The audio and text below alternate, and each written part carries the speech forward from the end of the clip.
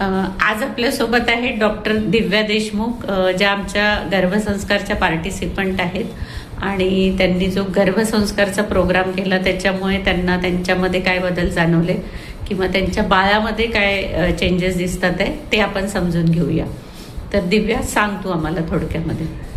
Hello, मी मॅमकडे गर्भसंस्कारचा class join केला. तसं मी लेटच केलं क्लास जॉईन करायला. ॲक्च्युली चौथ्या महिन्यापासून क्लास जॉईन केला आहे. तर नंतर जसं की मेडिटेशननी खूप फरक पडला.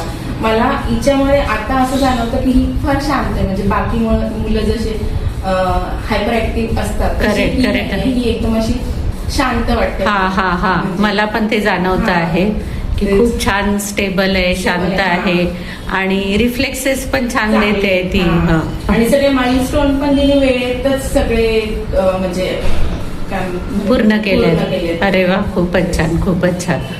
आणि ते बाळ ऍक्टिव्ह पण असतात जर तुम्ही हो. हे बाळ म्हणजे जे गर्भसंस्कार घडलेले असतात ते म्हणजे ऍक्टिव्ह असतात पण हायपर ऍक्टिव्ह असतात. करेक्ट.